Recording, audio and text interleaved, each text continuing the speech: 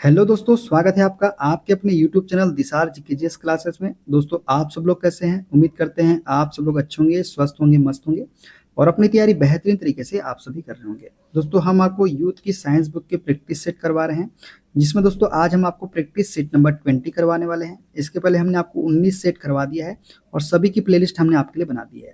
वहां से आप जाके सारे वीडियो देख सकते हैं और अपनी तैयारी को जांच सकते हैं आप कितने क्वेश्चन सही कर पा रहे हैं 25 क्वेश्चंस में से।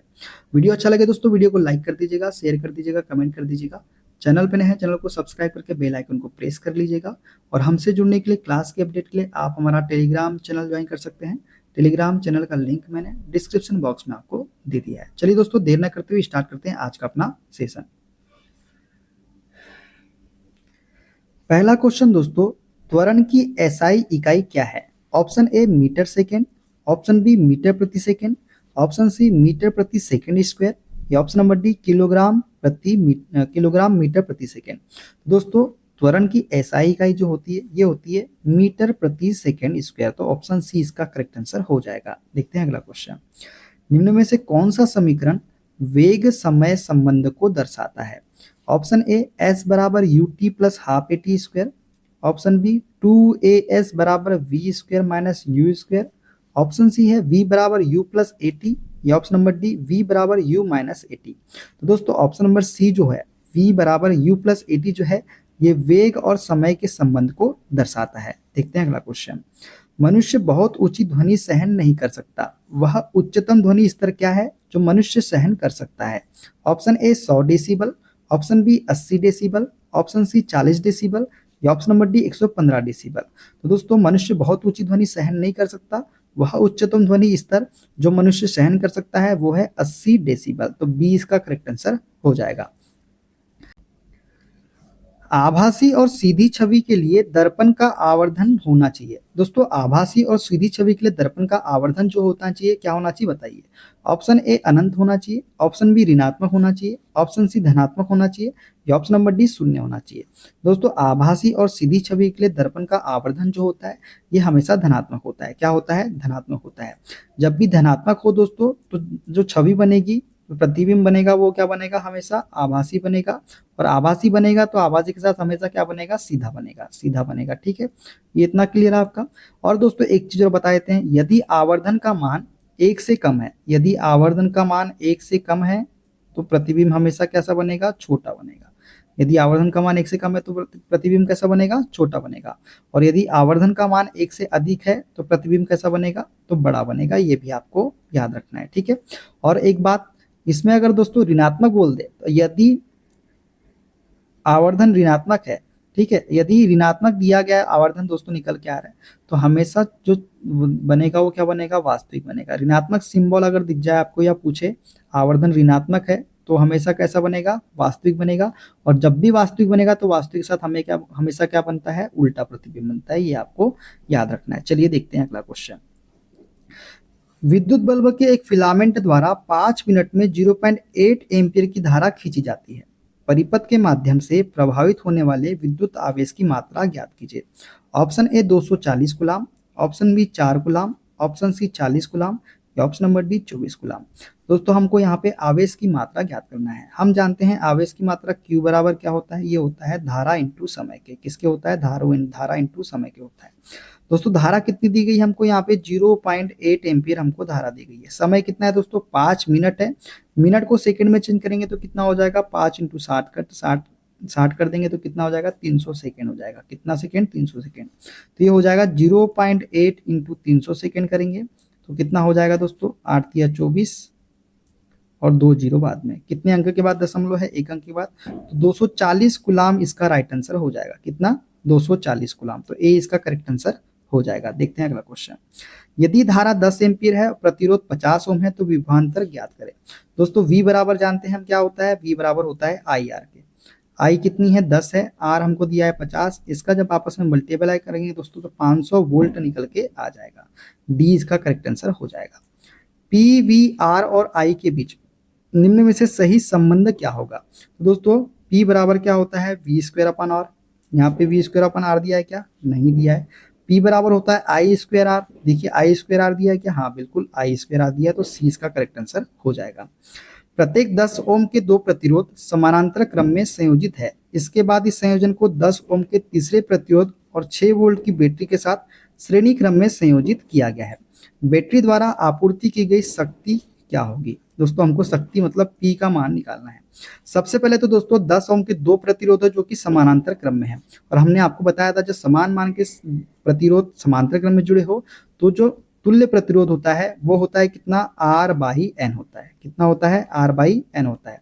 अब आर कितना है यहाँ पे दोस्तों? 10 ओम है, और कितने प्रतिरोध है? दो प्रतिरोध है, तो 2 पंचे 10, तो तुल्य प्रतिरोध इन ऊपर वाले का कितना आ जाएगा? 5 ओम निकल के आ जाएगा। अब दोस्तों क्या हुआ, अब इसके बाद संयोजन को 10 ओम के तीसरे प्रतिरोध के साथ श्रेणी क्रम में संयोजित किया गया है। श्रेणी क्रम में मतलब तुल्य प्रतिरोध पहले का कितना निकल के आया? 5, और बाद में श्रेणी क्रम में 10 ओम के साथ जुड़ रहा है, मतलब प्रतिरोध कितना निकल के आ गया? टोटल 15 ओम निकल के आ गया। दोनों को जोड़ देंगे श्रेणी क्रम में, 10 ओम और 5 ओम को, तो कितना हो जाएगा? 15 ओम। हमको बोला है कि शक्ति क्या होगी। दोस्तों शक्ति हमको पता है P बराबर क्या होता है? V इंटू आई होता है। अभी हमने R निकाला कितना? 15 ओम। ठीक है, याद रखना है आपको। शक्ति P बराबर V इंटू आई भी होता है और V स्क्वायर अपन R भी होता है। तो P बराबर क्या कर देंगे? V स्क्वायर अपन R वाला फॉर्मूला लगाएंगे हम, V square upon R। V का मान कितना है दोस्तों? ये है 6 वोल्ट, मतलब 6 इंटू 6, और R हमने कितना निकाला है? 15 ओम निकाला है।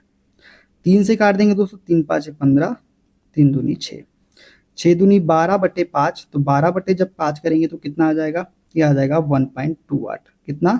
1.2 वाट इसका करेक्ट आंसर हो जाएगा। ठीक है, देखते हैं अगला क्वेश्चन। सॉरी दोस्तों, 1.12/5 है, 12/5 है तो कितना हो जाएगा? 5 दूनी 10, 5 24, 2.4 वाट। कितना? 2.4 वाट इसका करेक्ट आंसर होगा, ना कि 1.2 वाट। ठीक है, देखते हैं अगला क्वेश्चन। प्रोकैरियोटिक राइबोसोम की उप इकाई संरचना क्या होती है? दोस्तों प्रोकैरियोटिक राइबोसोम की उप इकाई संरचना क्या होती है? ऑप्शन ए 50S और 40S, ऑप्शन बी 60S और 40S, ऑप्शन बी 50S और 30S, और ऑप्शन नंबर डी है 0S और 30S। दोस्तों प्रोकैरियोटिक राइबोसोम की उप इकाई संरचना होती है 50S और 30S। देखते हैं अगला क्वेश्चन। एक लंबा वृक्ष अपने अपशिष्ट उत्पादों को कहाँ संग्रहित कर सकता है? ऑप्शन ए पुराने जाइलम में, ऑप्शन बी पुरानी जड़ों में, ऑप्शन सी अंतरकोश की अंतरालों में, या ऑप्शन नंबर डी छाल के ऊतक में।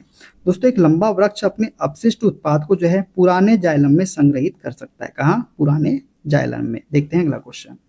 मानव में लिंग गुणसूत्रों के कितने युग्म मौजूद होते हैं? ऑप्शन ए ये 1 युग्म, ऑप्शन बी 3 युग्म, ऑप्शन सी 2 युग्म, या ऑप्शन नंबर डी 4 युग्म। दोस्तों मानवों में लिंग गुणसूत्र के 1 युग्म मौजूद होते हैं। कितने युग्म? 1 युग्म। देखते हैं अगला क्वेश्चन। निम्न में से किस समूह में बैक्टीरिया जैसे प्रोकैरियोटिक कोशिका तंत्र केंद्रीय पटल रहित वाले एक कोश के जीव समाविष्ट होते हैं? दोस्तों ऑप्शन ए है कवक, option B monera, option C protista, या ऑप्शन नंबर डी प्लांटी। तो इसका राइट आंसर हो जाएगा दोस्तों option number D monera. Monera समूह में बैक्टीरिया जैसे प्रोकैरियोटिक कोशिका तंत्र वाले एक कोश के जीव समाविष्ट होते हैं। देखते हैं अगला क्वेश्चन। इनमें से किस जीव में 3 कोष्ठीय हृदय होता है? तो ऑप्शन ए है मछली, ऑप्शन बी पक्षी, ऑप्शन सी है मेंढक, और ऑप्शन नंबर डी है मनुष्य। दोस्तों 3 कोष्ठीय हृदय जो है ये मेंढक में होता है। दोस्तों उभयचर और सरीसृप में जो हृदय होता है कितना 3 कक्षीय होता है। किसमें? उभयचर और सरीसृप में, ये आपको याद रखना है। ठीक है, अपवाद कौन है? तो मगरमच्छ जिसमें 4 कोष्ठीय हृदय होता है, ये भी आपको याद रखना है। देखते हैं अगला क्वेश्चन। निम्न में से कौन सा अमाशय बनने वाला एक प्रोटीन पाचक एंजाइम है? दोस्तों अमाशय में बनने वाला प्रोटीन पाचक एंजाइम कौन सा है? Option A HCl, option B enterokinase, option C pepsin, या ऑप्शन नंबर डी माल्टेज। दोस्तों अमाशय में बनने वाला एक प्रोटीन पाचक एंजाइम है पेप्सिन। कौन सा? ऑप्शन नंबर सी वाला। देखते हैं अगला क्वेश्चन। मानव रक्त प्लेटलेट्स डैश छोड़ते हैं जो रक्त के थक्के बनाने में मदद करता है? Option A prothrombin, option B fibrin, option C fructose, या ऑप्शन नंबर डी सुक्रोज। दोस्तों मानव रक्त प्लेटलेट जो है ये प्रोथ्रोम्बिन छोड़ते हैं जो रक्त के थक्के बनाने में मदद करता है। देखते हैं अगला क्वेश्चन। घ्राणग्राही डैश की अनुभूति में सहायक होते हैं? ऑप्शन ए ध्वनि, ऑप्शन बी स्पर्श, ऑप्शन सी स्वाद, या ऑप्शन नंबर डी गंध। तो दोस्तों घ्राणग्राही जो है ये गंध की अनुभूति में सहायक होते हैं। देखते हैं अगला क्वेश्चन। जननांगी हर्पीज संक्रमण डैश के कारण होता है? ऑप्शन ए जीवाणु, option B protozoa, option C कवक या ऑप्शन नंबर डी विषाणु। दोस्तों जननांगी हर्पिस जो है ये विषाणु संक्रमण के कारण होता है। किसके कारण? विषाणु के कारण होता है जननांगी हर्पिस। देखते हैं अगला क्वेश्चन। पौधों में बौनापन निम्न में से किसके उपचार द्वारा नियंत्रित किया जा सकता है? Option A cytokinin, option B ethylene, option C gibberellic अम्ल या ऑप्शन नंबर डी है ऑक्सिन। दोस्तों पौधों में बौनापन जो है ये जिब्रेलिन अम्ल के उपचार के द्वारा नियंत्रित किया जा सकता है, तो सी इसका करेक्ट आंसर हो जाएगा। एवोगाड्रो संख्या Na 6.02 इंटू 10 की पावर 23 मोल इनवर्स है, तो किसी त्रिपरमाणु गैस के 0.1 मोल में परमाणु की संख्या क्या होगी? दोस्तों एवोगाड्रो संख्या किसी तत्व के 1 ग्राम परमाणु या 1 मोल में उपस्थित परमाणु की संख्या को हम क्या बोलते हैं? एवोगाड्रो संख्या बोलते हैं। और इसका मान कितना होता है? तो ये होता है 6.022 इंटू 10 की पावर 23। ठीक है, तो दोस्तों क्या हो जाएगा? किसी त्रिपरमाणु गैस के 1 मोल में परमाणु की संख्या क्या होगी? तो ये हो जाएगी 6.02 इंटू 10 की पावर 23 हमको दिया गया है। ठीक है, हमको पूछा है 0.1 मोल में, तो इसमें हम 0.1 मोल का मल्टीप्लाई कर देंगे, तो राइट आंसर निकल के क्या आ जाएगा दोस्तों बताइए? मल्टीप्लाई कर दीजिए इसको जब मल्टीप्लाई करेंगे दोस्तों तो आंसर बताइए क्या हो जाएगा? ये हो जाएगा 1 2 ज़ा 2 0 6 0 0, तो ये कितना हो जाएगा? 2 0 6 0 2 0 6 0 602 एक इसमें से कम कर देंगे तो 602, ये हो जाएगा 10 की पावर 22। तो इसका राइट आंसर क्या हो जाएगा? ऑप्शन नंबर ए वाला हो जाएगा। ठीक है, आप मल्टीप्लाई करके देख लीजिएगा दोस्तों। न्यूलैंड के अष्टक में किन 2 तत्वों के गुण समान हुए गए हैं? तो लिथियम और सोडियम के गुण समान पाए गए थे न्यूलैंड के अष्टक नियम में। सल्फर की परमाणुकता क्या है? तो सल्फर की परमाणुकता क्या होती है? ऑप्शन ए बहुपरमाणु, ऑप्शन बी द्विपरमाणु, ऑप्शन सी एक परमाणु या ऑप्शन नंबर डी त्रिपरमाणु। दोस्तों सल्फर की परमाणुकता होती है बहुपरमाणु, तो ए इसका करेक्ट आंसर हो जाएगा। स्टेनलेस स्टील किस कारणवश जंग रोधी है? Option A carbon, option B sulphur, option C vanadium या ऑप्शन नंबर डी क्रोमियम। दोस्तों स्टेनलेस स्टील जो है ये क्रोमियम की वजह से क्रोमियम के कारण क्या होता है? जंग रोधी होता है। देखते हैं अगला क्वेश्चन। नायलॉन और पॉलिएस्टर जैसे रेशे जो रासायनिक पदार्थों से बने होते हैं कहलाते हैं? ऑप्शन ए प्राकृतिक फाइबर, ऑप्शन बी ऊन, ऑप्शन सी सिंथेटिक फाइबर या ऑप्शन नंबर डी रेशम। नायलॉन और पॉलिएस्टर जैसे रेशे जो रासायनिक पदार्थों से बने होते हैं दोस्तों ये सिंथेटिक फाइबर कहलाते हैं। क्या कहलाते हैं? Synthetic fibre. देखते हैं अगला क्वेश्चन। टेबल दानेदार चीनी डैश के रूप में जाना जाता है? दोस्तों टेबल दानेदार चीनी को जो है किसके रूप में जाना जाता है? Option A sucrose, option B dextrose, option C glucose या ऑप्शन नंबर डी फ्रक्टोज। दोस्तों टेबल दानेदार चीनी को जो है सुक्रोज के रूप में जाना जाता है। किसके रूप में? सुक्रोज के रूप में। देखते हैं अगला क्वेश्चन। एक संतुलित रासायनिक समीकरण में अभिकारक को हमेशा तीर के डैश लिखा जाता है? दोस्तों एक संतुलित रासायनिक समीकरण में अभिकारक को हमेशा तीर डैश लिखा जाता है, तो बताइए। Option A Dai ore, option A ऊपर, ऑप्शन सी नीचे, ऑप्शन डी है बाई ओर। दोस्तों एक संतुलित रासायनिक समीकरण में अभिकारक को हमेशा तीर के बाई ओर लिखा जाता है। कहाँ लिखा जाता है? बाई ओर लिखा जाता है, तो डी इसका करेक्ट आंसर हो जाएगा। तो दोस्तों ये थे आज के सारे क्वेश्चन। वीडियो का अच्छा लगा कमेंट बॉक्स में जरूर बताइएगा। मिलते हैं अगले वीडियो में, अपना ख्याल रखिए। Okay bye bye, take care.